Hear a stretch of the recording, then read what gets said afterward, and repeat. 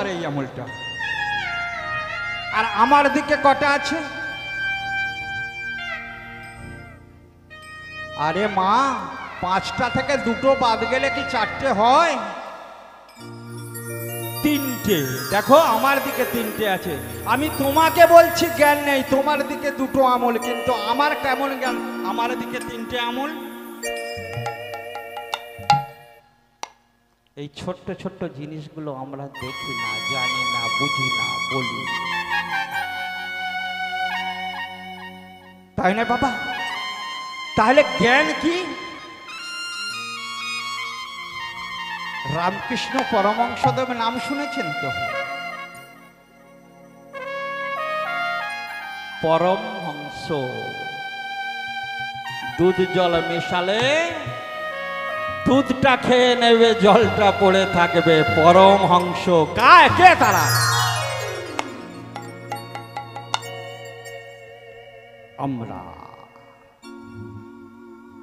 আমরা সেই পরমহংস। সেই জায়গায় পৌঁছাতে হলে কি করতে হবে?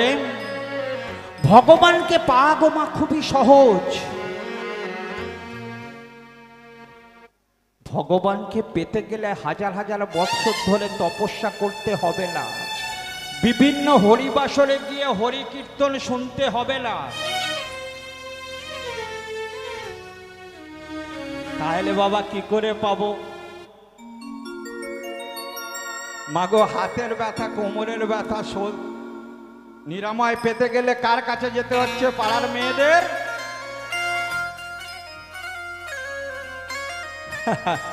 এটাও খোঁজ রাখেন না, পাড়াতে পাড়াতে মিটিং বসে, যিশুদার মিটিং।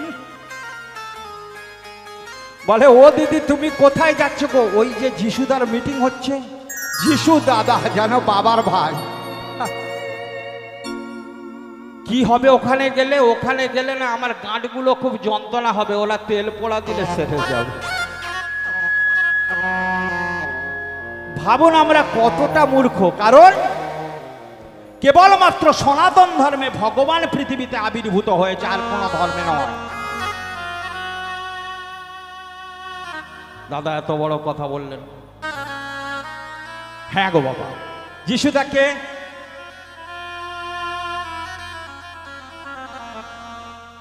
বলছে ঈশ্বরের দূত, ভাড়া করা লোক। কি গো মা, ভগবানের দূত ভাড়া করা লোক তো। দূত আপনার বাড়িতে পিয়ন চিঠি পাঠিয়ে দেয়, তাহলে আপনার ভাড়া করা লোক তো চিঠি দিতে আসে নাকি? তাহলে দূত মানে পিয়ন। আর আমার এটাকে কৃষ্ণ ভগবান কেন ভগবান?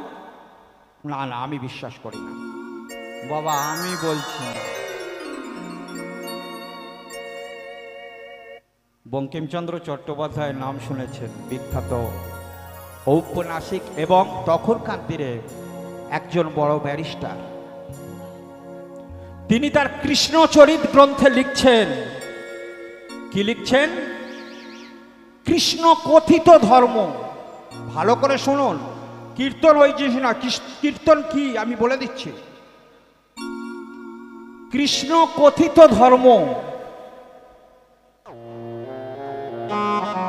সর্বজনবিদিত এবং সহজে পালনীয় ধর্ম। তাই আমি ভগবান কৃষ্ণকে ভগবান বলিয়া বিশ্বাস করি।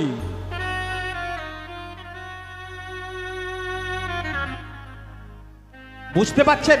আমি বলছি না, শাস্ত্র বলছেন না। কে বলছে? বঙ্কিমচন্দ্র চট্টোপাধ্যায়, তখনকার দিনের একজন বড় ব্যারিস্টার, তিনি বলছেন। আর আপনার তো সাধারণ মানুষ, অনেকেই বলে তো ভগবান মানি না, অনেকেই বলে তো কৃষ্ণকে ভগবান মানি না। আরে তুই না মানলে কি কৃষ্ণ ভগবান হবে না? তাই নয় বাবা? তাহলে কৃষ্ণ ভগবান, এটা মনি ঋষিরা প্রত্যেকে বলছে। আর কে বলছে?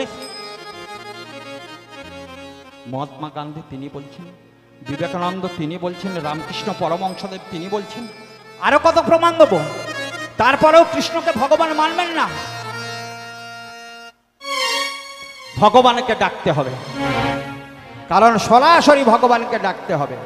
আর ভগবানকে ডাকলে আমি এমন টোটকা বলে দেবো, 1 মাসের মধ্যে তার কৃপা পাবেই পাবে।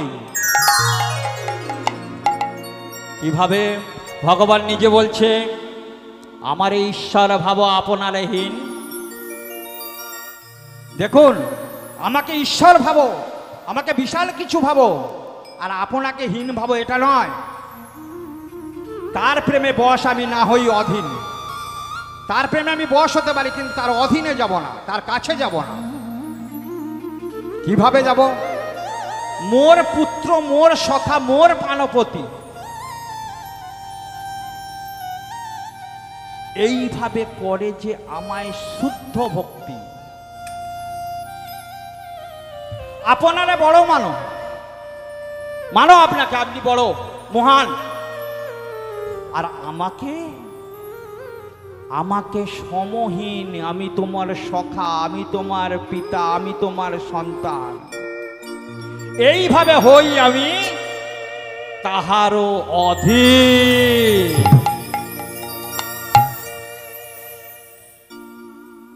কাল থেকে মনে থাকবে,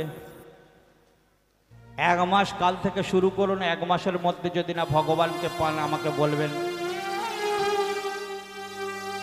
পুত্র মনে করো, আমি আমার সন্তানকে যেই রূপ ভাবে খাওয়াই, যেই রূপ ভাবে ভালোবাসি, মা গো বাসো না আমার কৃষ্ণকে।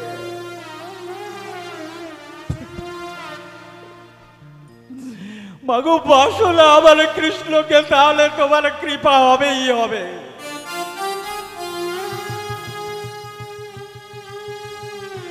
ভাবো না, ও আমার বন্ধু, আমার সখা, ভাবো না ও আমার স্বামী, ও আমার পিতা।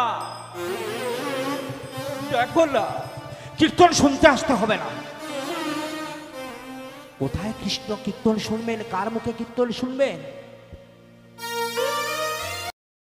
কার মুখে শুনবেন কীর্তন? বলুন, কার মুখে শুনবেন? আমাদের মতো অধমের মুখ থেকে কীর্তন শুনবেন? কি হবে আপনাদের? ক্ষতি, ক্ষতি, ক্ষতি। কেন? পদ্মপুরাণ বলছেন, অবৈষ্ণব মুখগিরিণং ভূতং হরিকথমৃতং শ্রবণং নৈব কর্তব্যং সর্পচিষ্ট যথাপায় যথাকায়।